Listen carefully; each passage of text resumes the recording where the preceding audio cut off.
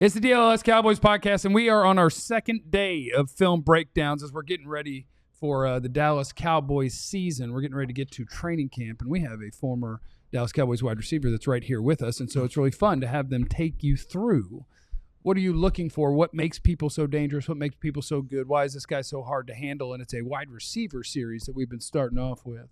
When does Stevie want to join the show? Dang. This is Jesse Holley, former Cowboys wide Stevie receiver, who did front twerk before the show. He did front twerk. He front twerked before the show. Hey, Stevie wanted to join the show. And Stevie want to see? Yes. I've seen him follow the action at things, absolutely. Great film breakdown guy. I have seen him follow the action, and you can't tell me it's sound. No, he's seeing what's happening. So, Jesse, where are we going? Who are we talking about? What's the dealio? Yes, sir. We are staying in the NFC East with this next wide receiver class is now in session. Come get your football on.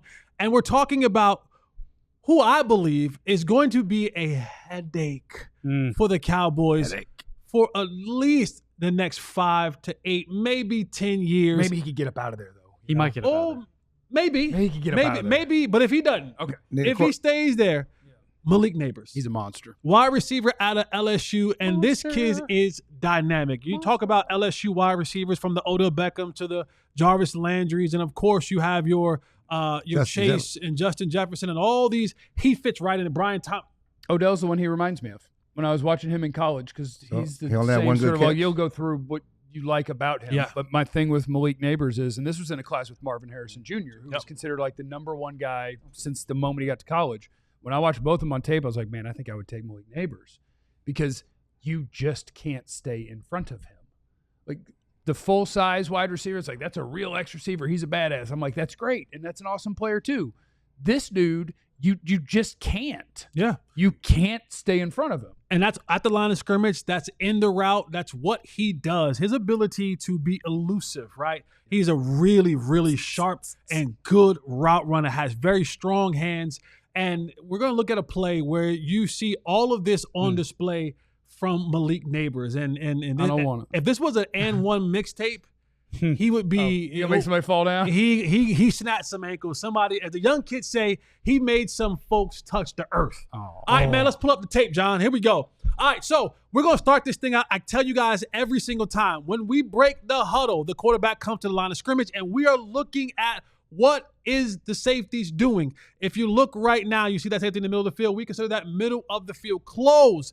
But as you see up front, where is the protection going, right? How are we going to block this thing up? As you see, as you go to the next slide, John, you'll often hear quarterbacks on TV now that, you have those mic'd up and the mics all around the stadium, and you'll hear Dak and you'll hear other guys. You'll hear all the quarterbacks, and they'll say things like 52 is the mic, 27 is the mic, whoever is the mic. Popo Joe is the mic.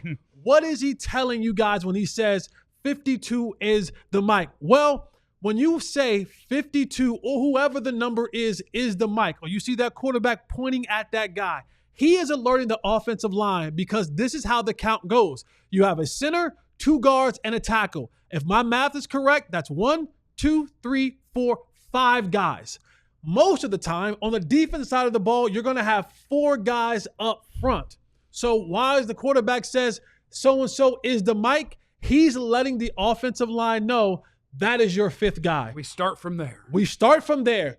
We have 5 guys. That is their 5th guy. So you got the 4 down linemen, and the guy that I'm telling y'all is the mic. 1, 2, 3, 4, 55 the mic, 5. He is the guy that the offensive line will pick up. Why does that matter in the grand scheme of things? Well, when you look at this coverage, this right now to me looks like it is single high, man-to-man. Well, how do you know that, Jesse? Look what the safety's at. He's standing in the middle of the field, and all of these guys are lined up with the receivers. Their butts are not to the sideline. Their heads are not inside looking at the quarterback. They are focused on the guy in front of them. And to Jeff's point, like he said earlier, you talk about Malik Nabers is a guy who you just cannot stay in front of. One of the routes that he's going to run right here is what we like to call a sluggo. Now, what makes a sluggo so unique is it's about pace, it's about timing, and then most importantly, when you get to the slant portion of the sluggo, if you do not sell it with head and shoulders looking back into the quarterback. You see right here, Malik Nabers, he has that inside step. The shoulders and the head are back inside towards the quarterback, giving the indication that he's running the slant. Now, he got to that point with pace. He comes off the line of scrimmage with a little bit of pace, and now he's lulling that DB to sleep a little bit, and he gives that good head and shoulders fake, and now he explodes up the football field. Uh-oh, where's that guy going? I don't know. Andrew Booth. Yeah, that's Andrew Booth. It is Andrew Booth. Is that Andrew Booth? It is Andrew Booth. Oh, damn it. Yeah. That's on brand for Andrew Booth. That's on brand. Stop that. You touched earth right here, and Malik Nabers goes right by Andrew Booth. Good head and shoulders fake right there, leading the quarterback, letting him know, when I put that foot in the ground, that is my indicator to the quarterback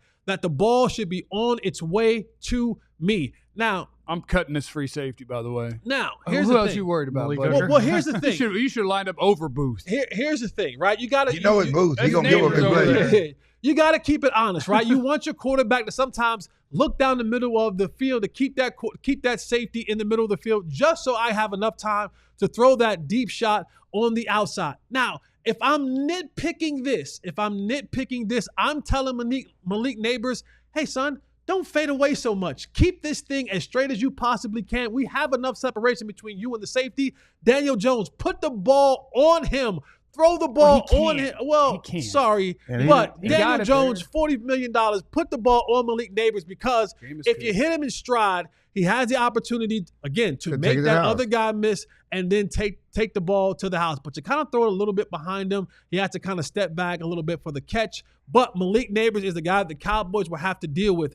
And that's disgusting that's how he had to make a catch, being that open. Yeah. Being that open. Turn out over here. Yeah, he had to turn back. It's disgusting it wasn't 6. He should have been hitting his head on the goalpost. Absolutely. But this is another one of the guys the Cowboys have to face not once, but twice coming up this football season. And it's routes like that for the Cowboys, for Malik Nabers, that the Cowboys have to worry about. Now, Russell Wilson, you know that he is known for his passes down the field, the moon ball, right? His moon ball. So for the Cowboys, looking at a guy like Malik Nabers, he is going to give you fits if you cannot contain him. He's one of those guys you got to say, you know what, guys, let someone else beat us. Let one of the others Darius Slayton or Wan'Dale Robinson's going to beat us. So be it. Malik Nabers is not a guy that we can go out there and let him beat us with moves like that, because we saw him last year where it was just Malik Nabers, and he went off for 60-something yards. 28 targets. Yeah. 28 targets in 2 games. And he had the one play on the sideline where he caught it, kind of almost knocked himself out of the game with that particular play. But Malik Nabers is a problem.